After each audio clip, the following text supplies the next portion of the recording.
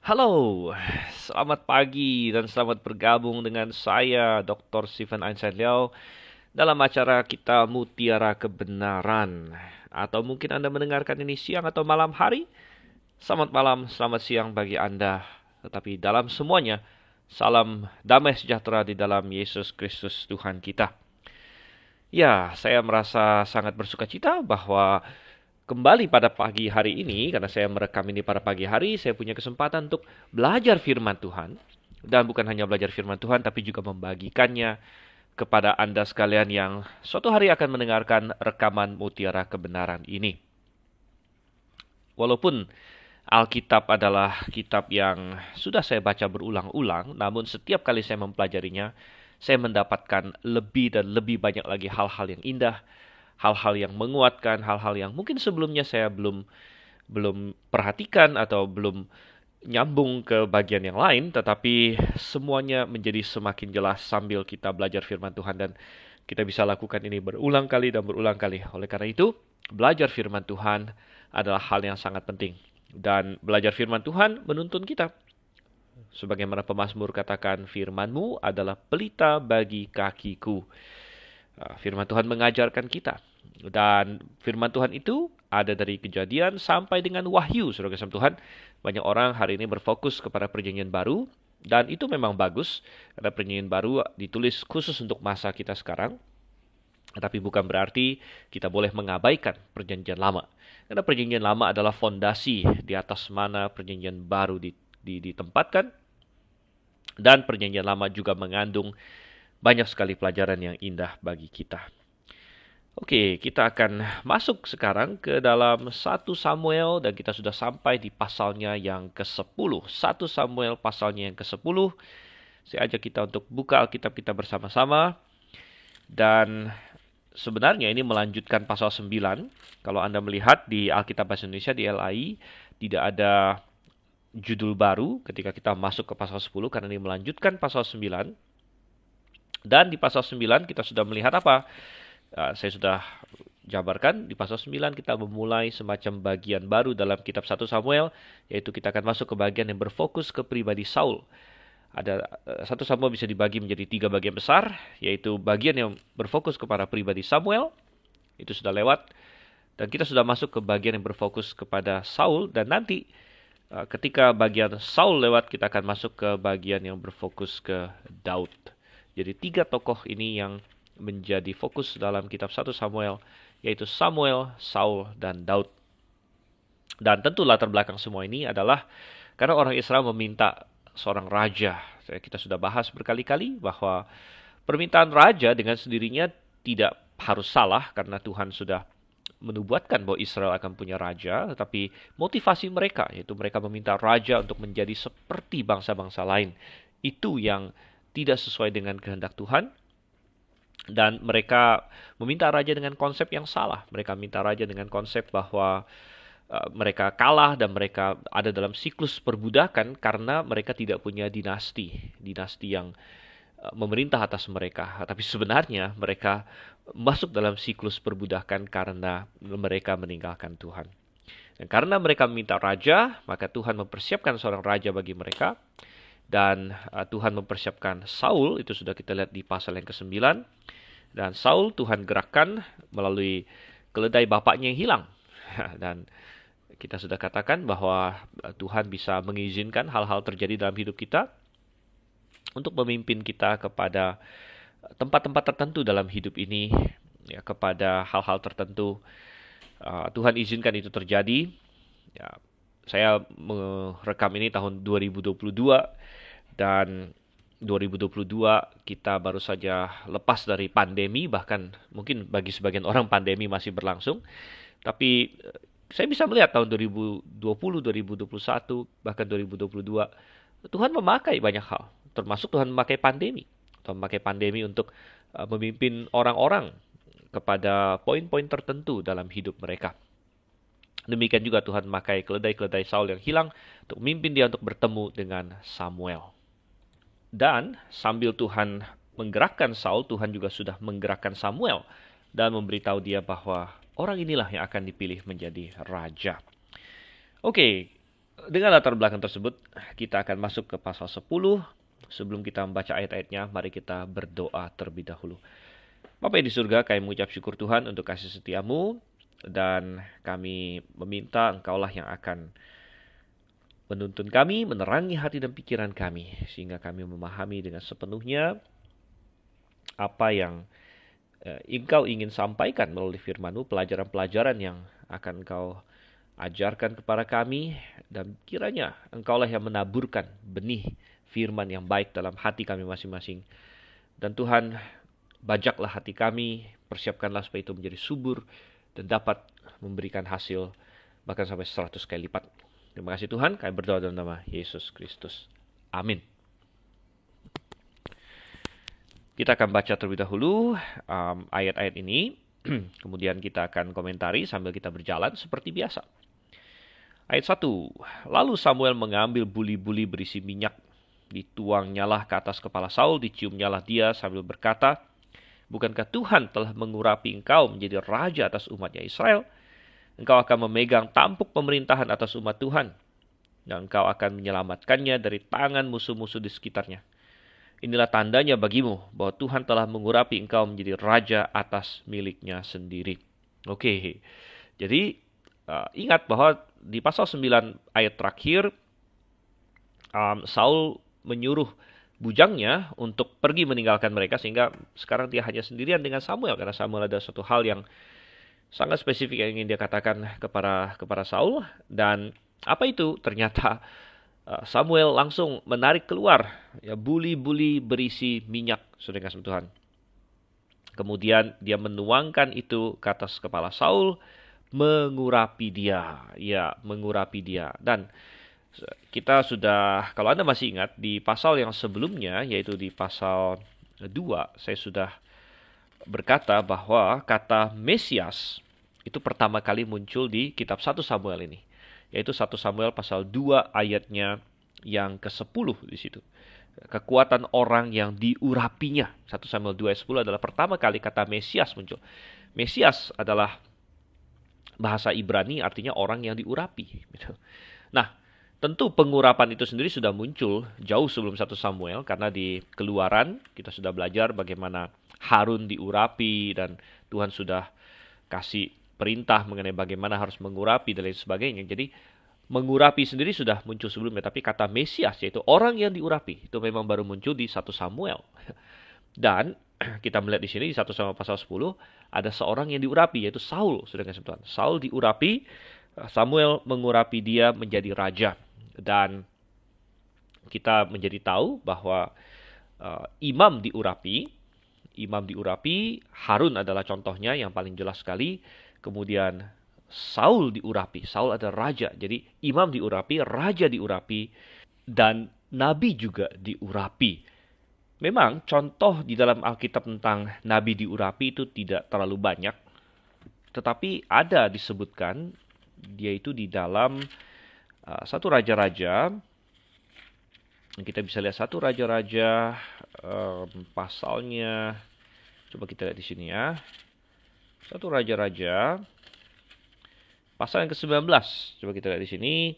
Satu raja-raja pasal 19 ayatnya yang ke-16. Di sini Tuhan pernah memberikan instruksi kepada Nabi Elia bahwa dia harus mengurapi Elisa untuk menjadi nabi menggantikan Elia. Jadi dari situ kita mendapatkan nabi juga diurapi, walaupun insidennya tidak tercatat di dalam Alkitab begitu.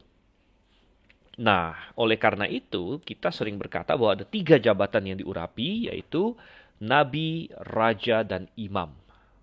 Yesus Kristus disebut sebagai Mesias, yaitu sang yang diurapi, karena dia memenuhi 3 jabatan ini sekaligus. Yesus Kristus adalah imam besar, Yesus Kristus adalah raja, dan Yesus Kristus adalah nabi. Jadi oleh karena itu, dia adalah yang diurapi. Nah, ini sangat menarik sekali. Tetapi apa sebenarnya maksud pengurapan, terutama di dalam Perjanjian Lama? Jadi ketika diurapi, orang dituangi minyak. Dan kalau kita baca, minyak ini juga minyak yang sangat spesial sekali. Cara membuatnya itu dispesifikasikan oleh Tuhan di dalam kitab Keluaran. Misalnya di dalam Keluaran pasal 37 ayat 29, nah, di situ katanya dibuatnyalah minyak urapan yang kudus itu dan ukupan murni dari wangi-wangian seperti buatan seorang tukang campur rempah-rempah. Mereka membuat secara spesial minyak untuk urapan tersebut, dan mengenai cara membuatnya itu juga ada dispesifikasikan di dalam pasal-pasal sebelumnya. Coba saya cari di sini ya. Di pasalnya yang ke-30, Keluaran pasal 30 ayat 22 dan seterusnya. Di situ kita mendapatkan cara untuk membuat minyak kudus, dan ada suatu peringatan yang sangat keras bahwa minyak ini tidak boleh dipakai untuk hal-hal lain. Jadi orang Israel, para imam terutama, tahu cara membuat ini. Mereka akan membuatnya khusus untuk tujuan untuk mengurapi. Dan Samuel membawa buli-buli berisi minyak ini, dia mengurapi Saul. Dan pengurapan ini minyak. Kenapa dia pakai minyak? Minyak adalah gambaran dari Roh Kudus. Jadi sebenarnya pengurapan ini menggambarkan secara simbolis, secara eksternal, bahwa Roh Kudus turun dan tercurah kepada orang tersebut. Ya, Roh Kudus datang menghinggapi orang tersebut dan memampukan dia untuk melakukan pelayanannya. Ya, oleh karena itu, pengurapan dikaitkan dengan jabatan yang penting, di mana manusia memerlukan kekuatan dari Tuhan untuk melakukan jabatan-jabatan ini. Seorang imam tentu perlu persetujuan Tuhan dan kekuatan dari Tuhan. Demikian juga seorang nabi, dan demikian juga seorang raja. Ya, oleh karena itu, Saul diurapi sebagai raja, karena ini menandakan bahwa Tuhan telah memilih dia dan Tuhan akan menguatkan dia. Roh Kudus, Roh Tuhan akan menguatkan dia untuk melakukan pelayanan ini. Oke. Dan ya, ini sangat diperlukan karena Tuhan mengingatkan. Kalau kita baca kembali ke ayat 1 Samuel pasal 10 ayat 1, bahwa engkau akan memegang tampuk pemerintahan atas umat Tuhan. Ini yang diingatkan oleh Samuel kepada Saul, bahwa dia diangkat menjadi raja, tetapi berbeda sekali raja Israel dengan raja-raja lain. Kalau raja-raja lain, mereka berpikir bahwa mereka berkuasa secara absolut, bahwa rakyat ada di sana untuk melayani dia. Rakyat ada di sana demi kepentingan raja, tapi tidak demikian dengan raja Israel. Jadi raja Israel melayani umat Tuhan.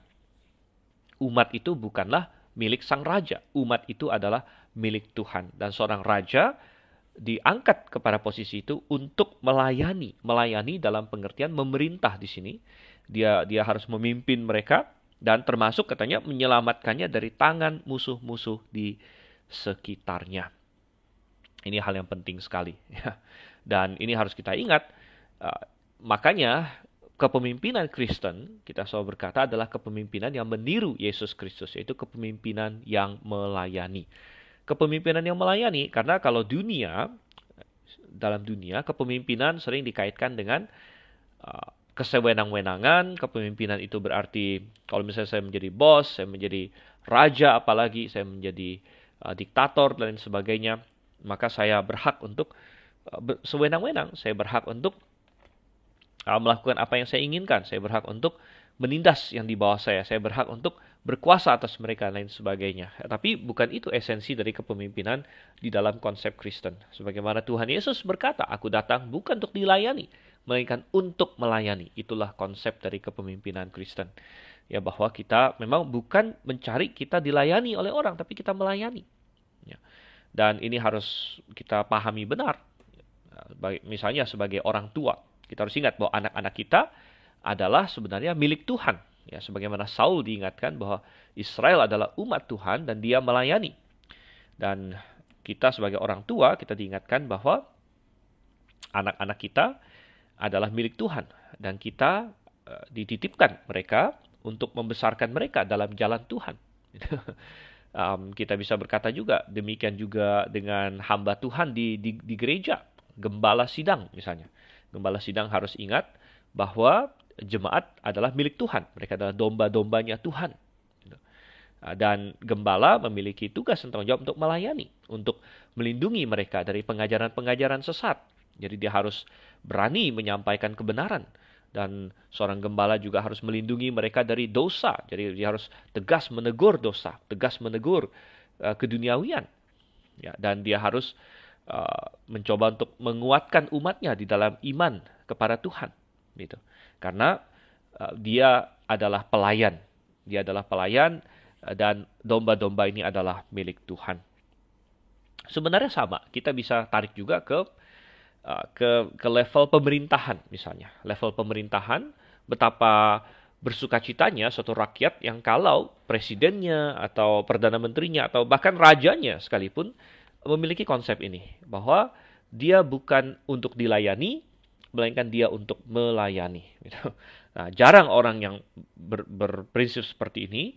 Kebanyakan orang kalau sudah menjabat, dia berpikir saya bisa dapat untung apa. Ya, apalagi dalam proses yang kacau. Misalnya ada yang jadi presiden, dia harus keluar uang sekian banyak, ya kan? Dia jadi presiden, dia harus sogok sana, sogok sini, money politik. Maka ketika dia menjabat, pemikiran dia adalah bagaimana saya bisa balik modal. Dia tidak berpikir bagaimana saya harus mengembalikan kepada rakyat saya, bagaimana saya harus memimpin rakyat ini. Ya, tetapi ya, seorang pemimpin yang baik adalah seorang pemimpin yang ketika dia menjabat tidak berpikir bagaimana saya bisa diuntungkan, tapi bagaimana saya bisa memimpin negara ini, memimpin rakyat ini kepada yang baik. Gitu. Oke, jadi kita melihat di sini Saul mengurapi Samuel, Samuel mengurapi Saul, bahkan dia mencium Saul, itu menandakan dukungan pribadi dia kepada Saul. Dan kita tahu Saul ya, belum pernah orang Israel punya raja, ini adalah pertama kali.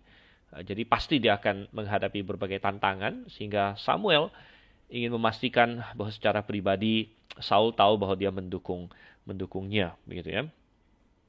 Oke, masuk ke ayatnya yang kedua. Jadi tadi Samuel kasih tahu bahwa akan ada tanda bahwa ini benar-benar akan terjadi.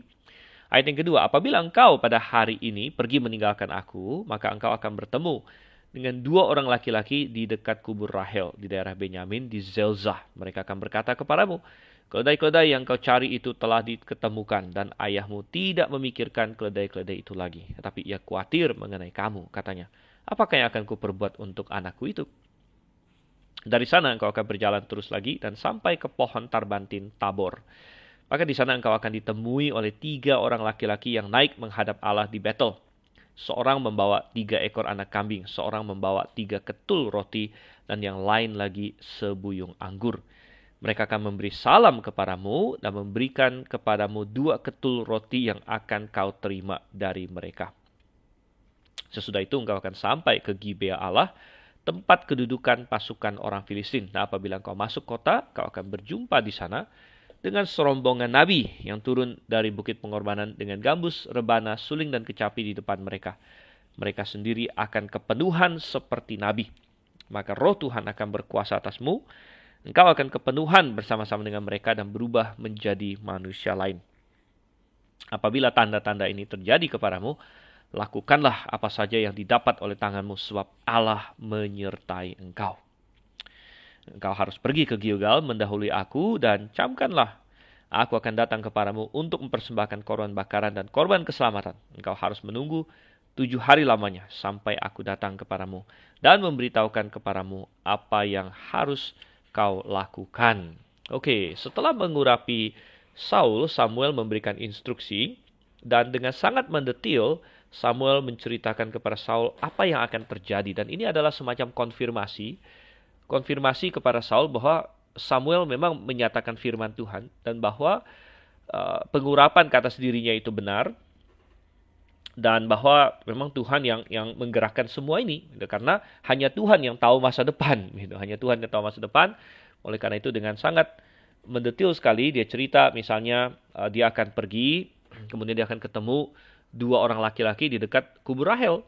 Ya, kalau misalnya sampai di sana Saul hanya ketemu 1 orang, ya maka gagal berarti konfirmasi ini, gitu kan? Tapi kita tahu Tuhan tidak mungkin gagal. Jadi dia akan ketemu 2 orang laki-laki dekat kubur Rahel di situ, dan mereka akan berkata kepadanya tentang keledai-keledai di situ, ya keledai-keledai. Dan ini tentunya hal yang aneh karena ya bagaimana orang-orang ini bisa tahu Saul sedang mencari keledai, gitu kan? Tapi mereka akan ngomong itu. Jadi ini bukan, jadi artinya begini, uh, cara Tuhan mengkonfirmasi hal ini tidak seperti cara katakanlah ada sebagian orang yang mencoba untuk meramal masa depan hari ini, tapi menggunakan kata-kata yang sangat umum, sangat general begitu. Kadang-kadang ada orang Kristen yang percaya begitu-begituan, saya sangat sangat menyayangkan. Contohnya, ada yang namanya horoskop.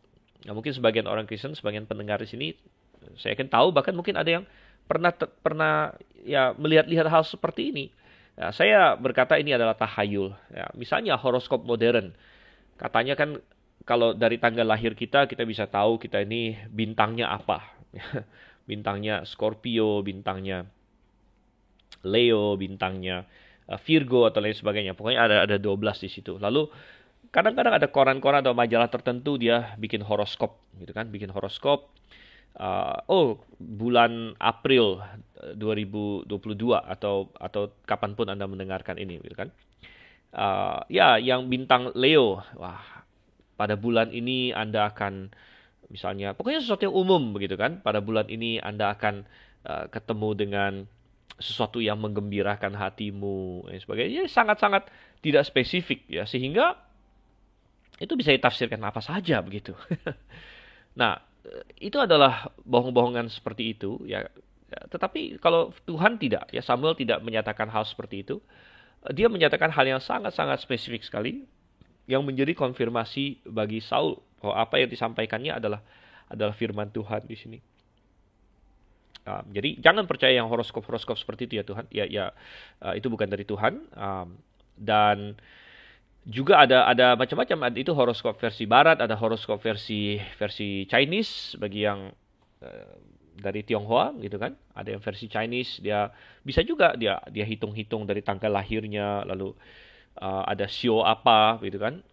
Ada show anjing, nggak ada show anjing ya. Show ini show ular ya, show harimau, show kelinci, show ayam dan sebagainya. Lalu dihitung lagi ini ada 5 elemen ya. Tapi kita sudah lepas dari hal-hal seperti itu sedangkan sama Tuhan.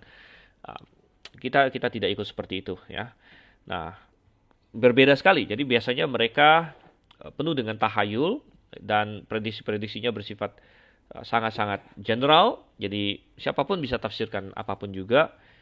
Tidak demikian dengan yang Samuel katakan di sini. Dan dilanjutkan lagi di ayat yang ketiga, bagaimana mereka akan si Saul dan bujangnya akan berjalan terus ke pohon Tarbantin Tabor, ketemu 3 orang laki-laki dan sebagainya. Bahkan mereka akan memberi salam dan kasih roti gitu. Dan ini juga hal yang sangat mengagetkan tentunya, karena tidak lazim orang akan memberikan roti kepada seorang yang tidak dikenal gitu.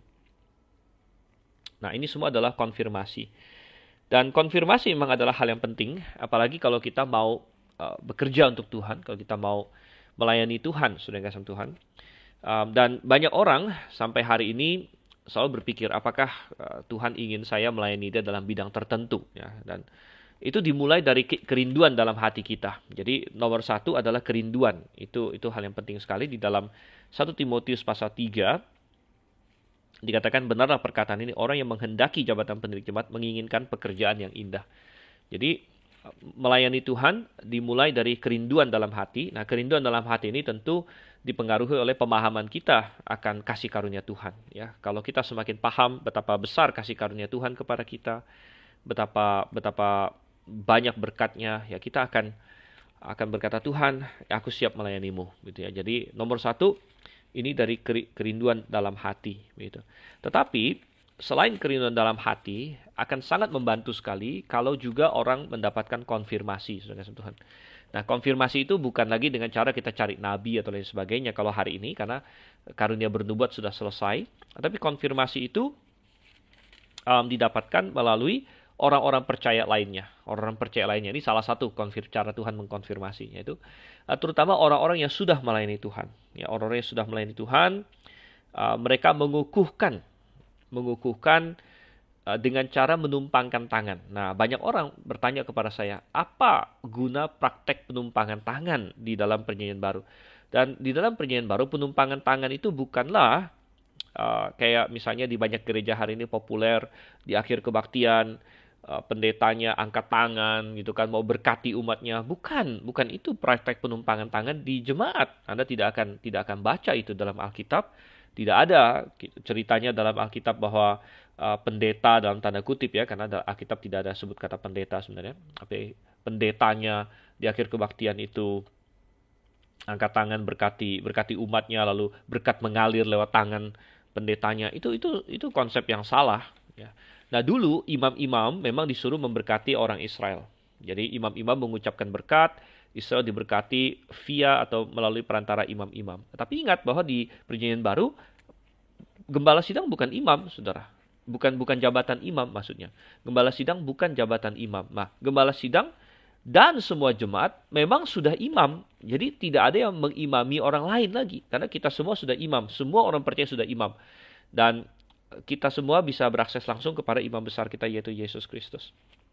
Tetapi di dalam Perjanjian Baru ada praktek penumpangan tangan memang. Nah, penumpangan tangan ini dilakukan kalau dalam Perjanjian Baru, yaitu biasanya adalah hamba-hamba Tuhan yang menumpangi tangan kepada seorang yang muda untuk mengkonfirmasi bahwa dia memang memiliki karunia-karunia untuk melayani Tuhan, gitu. Dan ini kita lihat contohnya di dalam surat Timotius. Kita bisa lihat misalnya di 1 Timotius 4 ayat 14. 1 Timotius 4 ayat 14, jangan lalai dalam mempergunakan karunia yang ada padamu, yang telah diberikan kepadamu oleh nubuat dan dengan penumpangan tangan sidang penatua. Jadi ingat, di zaman Paulus Alkitab belum selesai. Jadi Tuhan menyatakan melalui nubuat bahwa Timotius memang dipanggil untuk pelayanan itu. Dan ada sidang penatua. Kata sidang penatua ini secara literal adalah kumpulan penatua, gitu ya. Kumpulan penatua. Jadi hamba-hamba Tuhan. Penatua adalah sama dengan gembala. Hamba-hamba Tuhan yang sudah melayani Tuhan terlebih dahulu mengukuhkan, mengkonfirmasi bahwa mereka melihat panggilan Tuhan dalam hidup Timotius. Gitu. Mereka melihat bahwa Timotius memiliki karunia-karunia yang Tuhan berikan padanya untuk bisa melayani Tuhan. Dan masalah penumpangan tangan ini ada disebut juga di 2 Timotius 1 ayatnya yang ke-6. Karena itulah kuperingatkan engkau untuk mengobarkan karunia Allah yang ada padamu oleh penumpangan tanganku atasmu. Jadi sekali lagi, ini adalah salah satu cara Tuhan mengkonfirmasi di zaman Perjanjian Baru ini. Seseorang ya dia bisa yakin bahwa Tuhan memanggil dia untuk pelayanan. Nomor satu adalah kerinduan dalam hatinya. Nomor dua adalah bahwa dia memiliki karunia-karunia yang diperlukan. Ya, misalnya kalau seorang ingin menjadi gembala, syarat menjadi gembala adalah apa syarat menjadi gembala? Ya, syarat menjadi gembala adalah cakap mengajar misalnya. Jadi dia harus punya karunia mengajar, gitu kan. Kemudian hal yang ketiga lagi, dia bisa cek apakah dia memenuhi syarat menjadi gembala, misalnya yang ada di dalam 1 Timotius pasal 3, ya. Dan kemudian tidak kalah pentingnya adalah konfirmasi berupa yaitu itu tadi. Orang-orang lain mengukuhkan, memberi support, ya. Jadi itulah fungsi dari penumpangan tangan ini. Jadi ketika ada seorang muda, mungkin dia sudah selesai belajar dan sebagainya, dan dia mau melayani Tuhan, akan sangat berguna bagi dirinya kalau pelayan-pelayan Tuhan yang sudah lebih senior kemudian mengukuhkan, karena saya melihat bahwa engkau memang memiliki kesaksian lahir baru, saya melihat bahwa engkau memang memiliki karunia-karunia yang dibutuhkan, dan Tuhan telah melimpahkannya kepadamu. Dan kami menumpangkan tangan atasmu untuk mengkonfirmasi bahwa ya, memang Tuhan memanggil engkau untuk melayaninya, begitu. Itu adalah konfirmasi yang sangat indah yang dibutuhkan oleh seorang muda yang mungkin mau melayani Tuhan. Jadi mirip kalau kita kembali ke 1 Samuel pasal 10, di zaman itu Tuhan mengkonfirmasi kepada Saul bahwa aku pilih kamu jadi rajaku. Ini akan kamu alami, ya, kamu akan ketemu 2 orang, kemudian 3 orang dan lain sebagainya, ya. Oke, lanjut lagi. Nah, kemudian di ayat 5 dikatakan bahwa Saul akan bertemu dengan rombongan nabi di sini. Rombongan nabi, dan ayat 6, maka roh Tuhan akan berkuasa atasmu, katanya.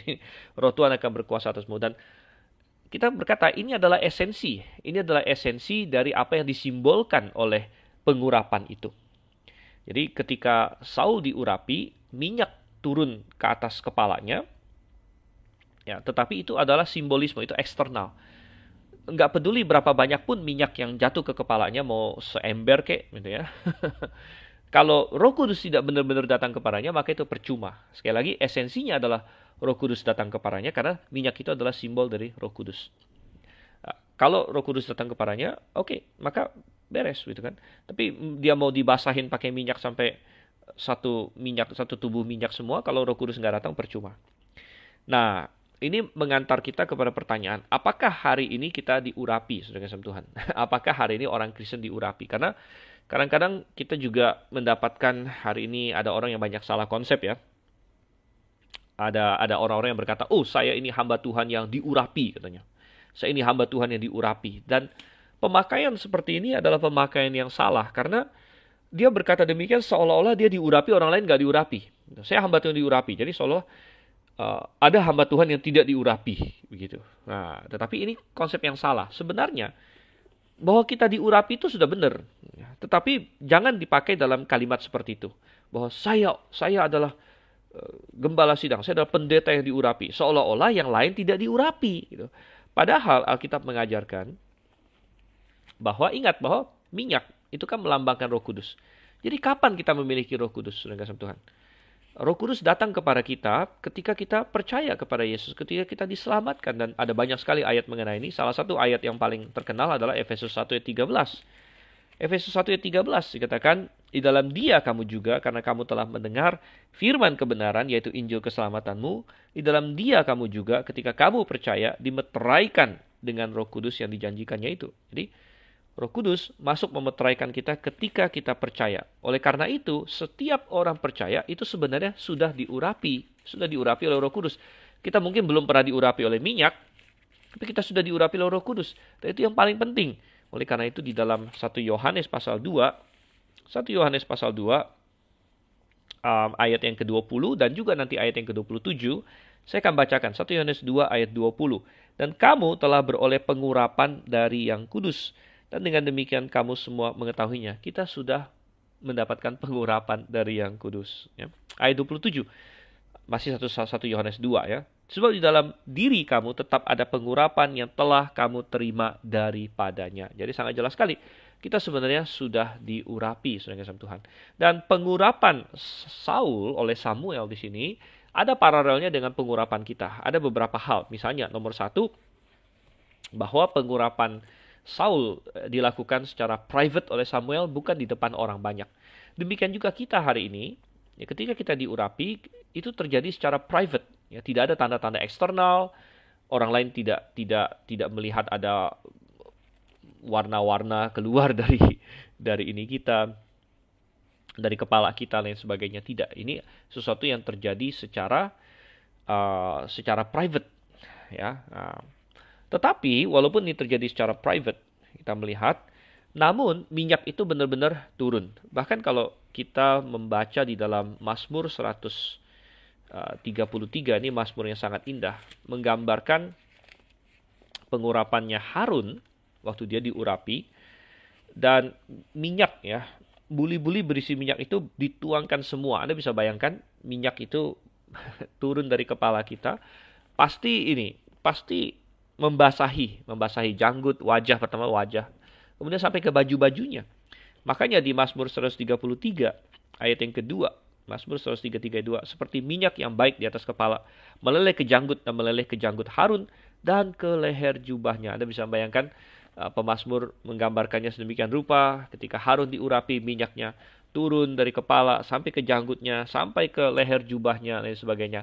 Artinya minyak ini benar-benar memang membuat dia berminyak gitu, membuat dia mempengaruhi dia gitu. Jadi jadi pengurapan kita sesuatu yang terjadi secara private, tapi harus benar-benar mempengaruhi kita.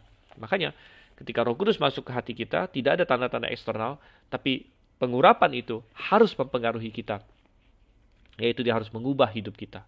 Dia harus berdampak dalam keseharian kita, karena kita berubah menjadi orang yang baru. Nah, mengenai berubah menjadi orang yang baru di sini, kita kembali ke 1 Samuel 10, itu yang terjadi kepada Saul ketika dia diurapi, kemudian hakikatnya datang, yaitu roh Tuhan datang berkuasa atasnya. Ayat yang ke-6 tadi, 1 Samuel 10 ayat 6, engkau akan berubah menjadi manusia lain. Ini adalah kerja Roh Kudus, Tuhan. Kerja Roh Kudus mengubah orang itu menjadi manusia lain. Nah, ya banyak orang bertanya-tanya, apakah Saul itu diselamatkan atau enggak ujung-ujungnya, gitu kan? Ini pertanyaan yang sering ditanya. Apakah Saul orang yang diselamatkan pada akhirnya? Karena sepertinya Saul mulai dengan lumayan baik. Ya, dia mulai dengan luar biasa baik bahkan. Ya, tetapi dia berakhir dengan sangat buruk. Ya, di akhir-akhir hidupnya dia meninggalkan Tuhan dan sebagainya. Nah, mengenai apakah dia ada di sorga atau di neraka, diselamatkan atau enggak, kita tidak bisa jawab secara absolut memang. Tetapi indikasinya kalau kita lihat di pasal 10 ini, roh Tuhan turun kepadanya, ya kemudian dia berubah menjadi manusia lain dan lain sebagainya. Indikasinya adalah bahwa memang dia sudah menerima kerja Tuhan dalam dirinya. Nah, kita akan lihat lagi belakangan apa yang terjadi selanjutnya di pasal-pasal selanjutnya ya. Nanti kita akan bahas lagi topik itu belakangan. Tetapi kemudian ayat yang ke-7, Samuel berkata, apabila tanda-tanda itu terjadi kepadamu, lakukanlah apa saja yang didapat oleh tanganmu. Dan ini adalah suatu nasihat yang sangat baik sekali. Kadang-kadang kalau kita mau melayani Tuhan, kita kadang-kadang bertanya-tanya di mana kita harus mulai, bagaimana kita harus melakukannya. Ya, seringkali bagi orang yang mulai melayani Tuhan, pertanyaan-pertanyaan ini tidak jelas jawabannya. Tidak jelas jawabannya. Bahkan ada orang muda mungkin hari ini yang bertanya, apa yang Tuhan ingin saya lakukan dalam hidup saya, gitu kan? Anda berdoa, Anda mencari kehendak Tuhan, itu bagus. Berdoa itu bagus. Minta Tuhan, Tuhan tuntun saya. Apa yang harus saya lakukan? Engkau ingin saya berbuat apa dalam hidup saya dan lain sebagainya. Itu hal yang baik sekali. Berdoa kepada Tuhan. Tetapi satu nasihat yang bagus adalah lakukanlah apa yang engkau bisa lakukan sekarang.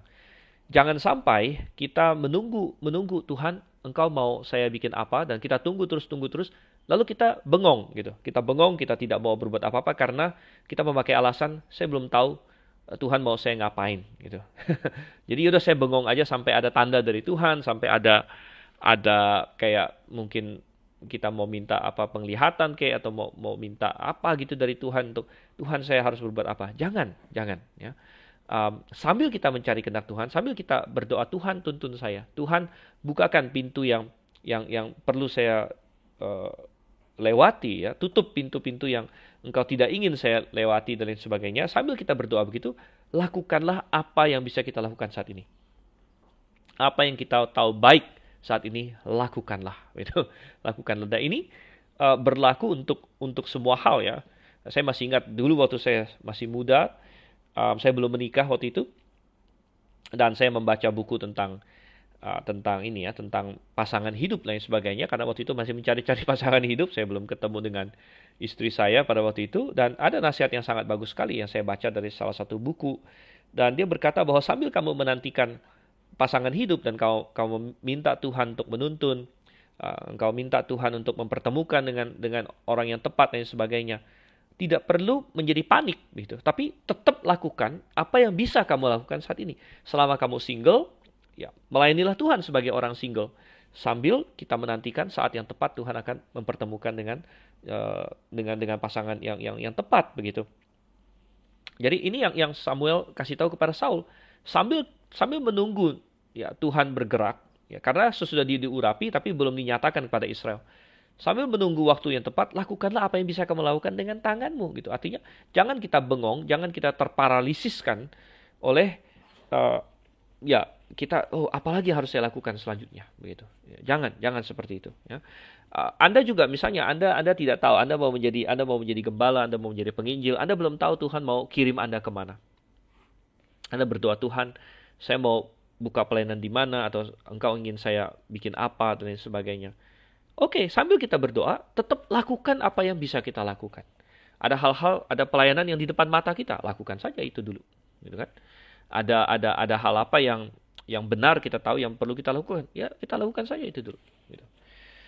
Oke, dan instruksi selanjutnya dari Samuel adalah bahwa dia harus pergi ke Gilgal, dan di sana dia harus menunggu Samuel 7 hari, gitu, 7 hari. Nah ini adalah suatu instruksi yang sangat penting bagi Saul. Dan ini mengindikasikan bahwa walaupun Saul diangkat menjadi raja, tetapi kekuasaan absolut bukan di tangan dia. Kekuasaan absolut tetap di tangan Tuhan. Dan biasanya kalau raja-raja negara lain, ya, raja tidak mungkin mau menunggu orang lain. Gitu. Raja itu yang prioritas pertama, orang lain nunggu raja nggak apa-apa. Raja nggak boleh nunggu orang lain. Tapi Samuel menginstruksikan Saul harus menunggu Samuel 7 hari. Ya itu karena ingin mengingatkan Saul bahwa Tuhanlah yang tetap paling tinggi, begitu kan, paling tinggi. Dan dia harus menunggu waktu Tuhan, begitu.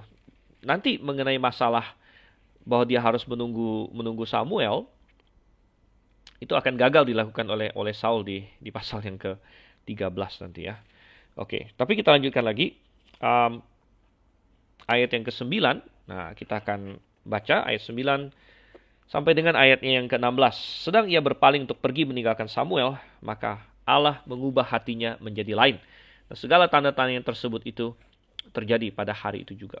Ketika mereka sampai di Gibea, dari sana, maka bertemulah ia dengan serombongan nabi, roh Allah berkuasa atasnya, dan Saul turut kepenuhan seperti nabi di tengah-tengah mereka. Dan semua orang yang mengenalnya dari dahulu melihat dengan heran bahwa ia bernubuat bersama-sama dengan nabi-nabi itu. Lalu berkatalah orang banyak yang satu kepada yang lain, apakah gerangan yang terjadi dengan anak Kish itu? Apa Saul juga termasuk golongan nabi? Lalu seorang dari tempat itu menjawab, siapakah bapak mereka? Itulah sebabnya menjadi peribahasa, apa Saul juga termasuk golongan nabi? Setelah habisnya kepenuhan seperti nabi, pulanglah ia. Dan paman Saul berkata kepadanya dan bujangnya, dari mana kamu? Jawabnya, mencari keledai-keledai itu. Tetapi ketika tidak terlihat, maka kami pergi kepada Samuel. Kemudian paman Saul itu berkata, coba ceritakan kepadaku apa yang dikatakan Samuel kepada kamu. Kata Saul kepada pamannya itu, terus saja diberitahukannya kepada kami bahwa keledai-keledai itu telah diketemukan. Tetapi perihal menjadi raja yang telah dikatakan Samuel kepadanya, tidak diceritakan kepadanya. Oke, jadi Saul berangkat dari Samuel dan semua yang dikatakan itu terjadi. Nah, ada satu hal yang sangat menarik di ayat 9, dikatakan bahwa Allah mengubah hatinya menjadi lain. Ya, inilah kerja Tuhan. Ya, Tuhanlah yang mampu memberikan hati yang baru kepada manusia. Dan sekali lagi, ini mengokohkan apa yang tadi saya katakan bahwa kita tidak bisa dengan enteng berkata bahwa Saul itu bukan orang yang diselamatkan, ya. Karena kita melihat misalnya di pasal-pasal selanjutnya bahwa Saul belakangan dia sangat parah, memang sangat parah belakangan. Dia memberontak kepada Tuhan, dia bahkan membunuh keluarga imam ya di Nob, dia mau membunuh Daud, dia bahkan pernah hampir mau membunuh anaknya sendiri Yonatan. Dia mencari tukang tenung dan sebagainya. Jadi belakangan dia sangat parah sekali, tetapi di awal di sini kita melihat semua indikasinya adalah bahwa dia dipilih Tuhan, roh Tuhan datang kepadanya, dia menjadi manusia yang baru, dia menjadi manusia yang lain, dan Tuhan memberikan dia hati yang lain bahkan. Jadi gambarannya adalah di awal-awal di sini dia pernah beriman kepada Tuhan, dia pernah beriman kepada Tuhan dan Tuhan melakukan pekerjaan yang luar biasa dalam hatinya, gitu. Tuhan mengubah hatinya menjadi lain. Dan kadang-kadang muncul pertanyaan di sini, kalau Tuhan mengubah hati seorang, apakah itu berarti orang itu tidak punya kehendak bebas? Kalau begitu kan? Ini pertanyaan yang kadang-kadang muncul, terutama dari kelompok yang percaya tidak ada kehendak bebas, atau mereka mendefinisikan ulang kehendak bebas, gitu. Seperti kaum Calvinis dan sebagainya. Jadi Tuhan mengubah hati seorang, dan kadang-kadang ini dipakai. Nah, lihat nih, hati orang saja diubah oleh Tuhan dan lain sebagainya. Dan saudara yang kasih Tuhan, sebenarnya tidak ada masalah. Ayat ini tidak menghilangkan kehendak bebas sama sekali. Ayat ini mengatakan bahwa Tuhan memberikan hati yang lain, tapi tidak berkata bahwa kehendak bebas orang itu diambil. Melainkan, ayat ini mengajarkan bahwa ya, ketika Tuhan intervensi dalam diri seseorang, memberikan dia hati yang baru ini hati yang lebih cocok dan memiliki kemampuan untuk melayani Tuhan dengan baik, gitu. Tuhan memberikan Saul kemampuan untuk melayani Tuhan dengan baik, dan itu dengan cara memberikan dia hati yang lain. Tetapi kemampuan untuk melayani Tuhan dengan baik tidak berarti dia kehilangan kehendak bebas. Dia tetap harus memilih. Dia tetap harus membuat pilihan. Dia mau taat sama Tuhan atau dia mau memberontak kepada Tuhan. Makanya nanti belakangan kita akan melihat ternyata Saul dalam banyak kesempatan memilih untuk memberontak kepada Tuhan, walaupun dia sudah dikasih hati yang lain. Gitu. Itu berarti bahwa hati yang lain di sini tidak menghilangkan kehendak bebas dia. Hati yang lain di sini berarti bahwa sekarang dia bisa memilih. Tadinya dia adalah orang biasa yang tidak memiliki kemampuan menjadi raja, tidak mampu untuk menanggung beban pelayanan yang akan Tuhan berikan kepadanya. Tetapi setelah dia di sini, dia diurapi, ya kita bisa melihat dia sekarang memiliki hati yang lain. Hati yang lain berarti Tuhan kasih dia hati yang mampu sekarang untuk melayani Tuhan, mampu untuk menjadi raja, tapi dia tetap harus memilih untuk melakukan itu. Dia tetap harus memilih untuk taat. Bahwa dia mampu untuk taat bukan berarti dia akan memilih untuk taat. Nah, karena belakangan akan kita lihat dia ternyata memilih untuk tidak taat bahkan. Nah, ini paralel dengan kita hari ini. Ketika kita, memang Saul itu berbeda ya. Saya katakan Saul itu di zaman Perjanjian Lama memang berbeda dengan di zaman Perjanjian Baru. Karena di zaman Perjanjian Baru, Roh Kudus mendiami hati orang percaya. Di zaman PL, Roh Kudus hanya hinggap pada orang yang percaya untuk menguatkan dia untuk pelayanan. Tapi ada paralelnya. Hari ini pun kita, kalau kita diselamatkan, Tuhan kasih kita hati yang baru. Tuhan kasih kita hati yang baru. Tapi hati yang baru ini bukan berarti kita tidak punya kehendak bebas lagi. Justru di situ kehendak bebas semakin jelas. Ya, karena di hati yang lama, sebelum kita diselamatkan, kita tidak mampu untuk memilih hal-hal yang baik. Ya. Tanpa Tuhan menarik kita tidak mampu. Tetapi ketika kita sudah diselamatkan, maka Tuhan memberikan hati yang baru. Kita mampu sekarang untuk hidup menyenangkan hati Tuhan. Namun kita tetap harus memilih untuk melakukan itu. Ya, kita bisa memilih untuk berdosa, tetap. Jadi kehendak bebas tetap ada. Tapi Tuhan berikan hati yang baru sehingga kita mampu untuk memilih yang baik dan untuk menyenangkan Tuhan. Gitu. Oke, dan selanjutnya kita melihat benar terjadi semua itu, termasuk bahwa ketika dia bertemu dengan rombongan nabi, dia katanya kepenuhan lalu menjadi seperti nabi di tengah-tengah mereka. Dan kita melihat di sini, jadi Tuhan bisa dikatakan roh Tuhan menguasai Saul sedemikian rupa sehingga dia bernubuat. Ya, padahal tadinya dia tidak ada hubungannya dengan nabi, sehingga banyak orang bertanya, apakah Saul juga termasuk golongan nabi, katanya di sini. Apakah Saul termasuk golongan nabi? Di ayat 12, siapakah bapak mereka? Maksudnya siapa bapak mereka adalah dari mana mereka dapat ini? Ya, jawabannya adalah mereka dapat ini dari Tuhan. Mereka dapat ini dari Tuhan. Ya.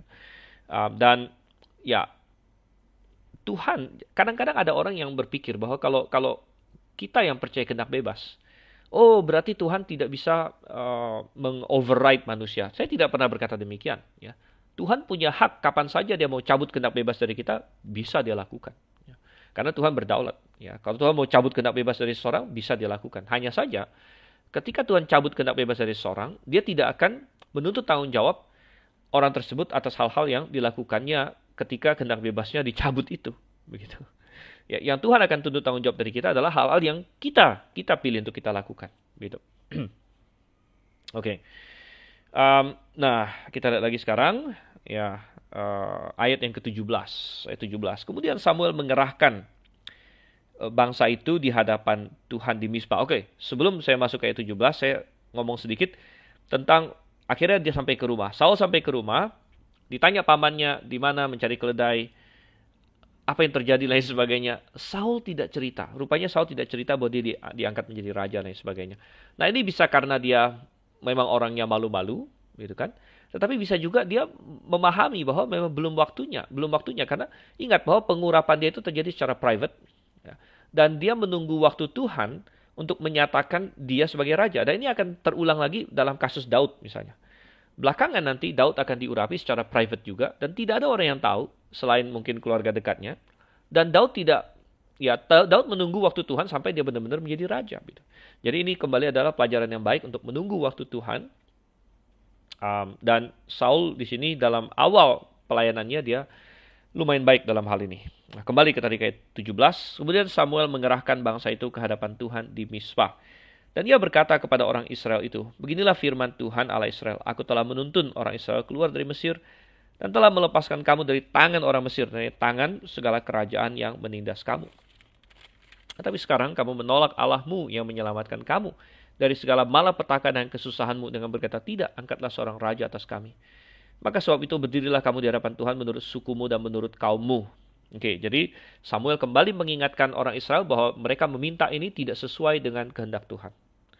Mereka meminta ini tidak sesuai dengan rencana Tuhan, tidak sesuai dengan waktu Tuhan. Ya, Samuel ingatkan, memang kalau mereka mau sabar, ya Tuhan sedang mempersiapkan seorang Daud. Ya, mungkin Daud pada poin ini belum lahir. Ya, tapi Tuhan sedang mempersiapkannya. Oke. Ayat 20, lalu Samuel menyuruh segala suku Israel tampil ke muka, maka didapati suku Benyamin.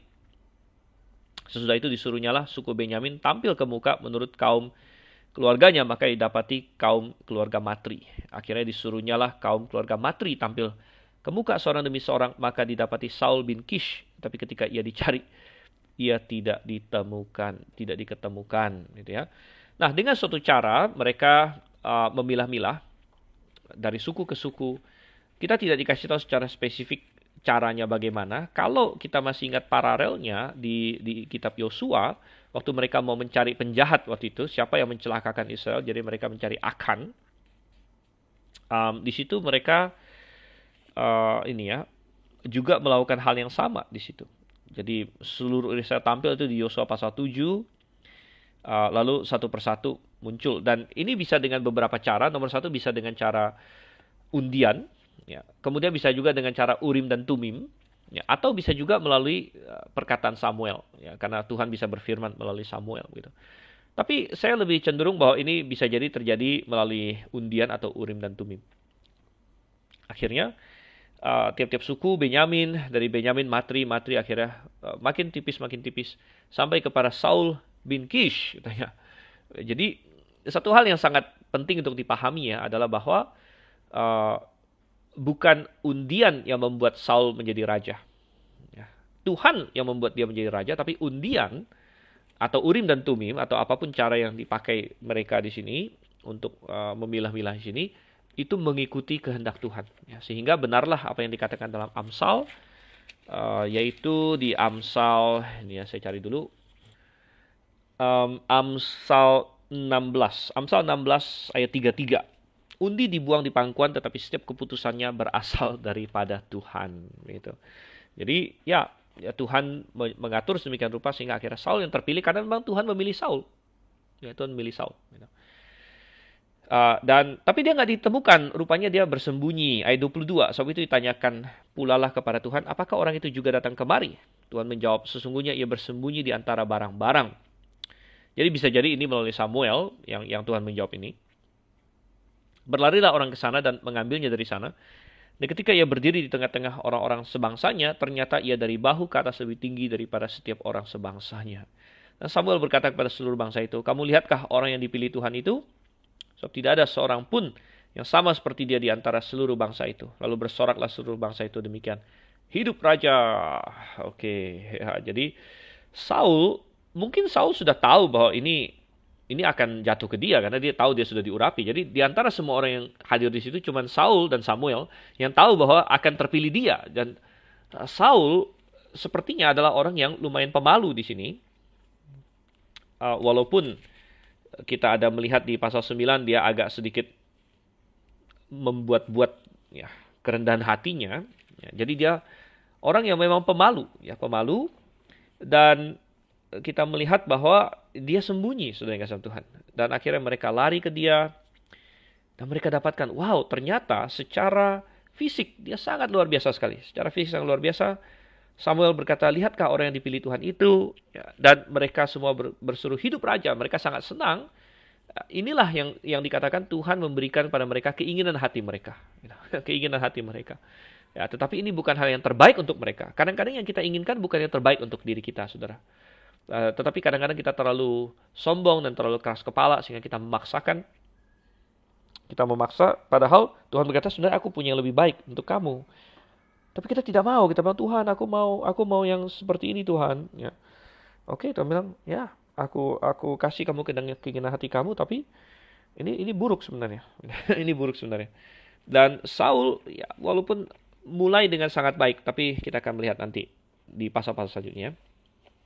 Ayat 25. Kemudian Samuel menguraikan kepada bangsa itu tentang hak-hak kerajaan, menuliskannya pada suatu piagam dan meletakkannya di hadapan Tuhan. Sesudah itu Samuel menyuruh seluruh bangsa itu pulang masing-masing ke rumahnya. Ya. menguraikan hak-hak kerajaan, jadi ya mengatur, ya ini kayak semacam undang-undang dasar dibuat di sini.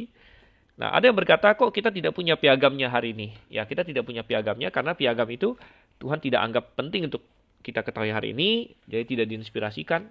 Ya, jadi tidak masalah piagam itu hilang karena bukan firman Tuhan yang diinspirasikan. Ayat 26, Saul pun pulang ke rumahnya ke Gibea dan bersama-sama dengan dia ikut pergi orang-orang gagah perkasa yang hatinya telah digerakkan Allah. Nah, ini mengajarkan kita satu hal, bahwa ketika Tuhan memanggil kita untuk melayani dia, kita butuh bantuan. Seringkali kita butuh bantuan dan kita bukan bekerja sendiri. Kita butuh orang-orang lain yang sehati. Ya, dalam jemaat terlebih lagi, ya, seorang gembala, seorang penginjil, kita perlu orang-orang yang juga cinta kebenaran digerakkan oleh Tuhan. Mari kita bersama-sama.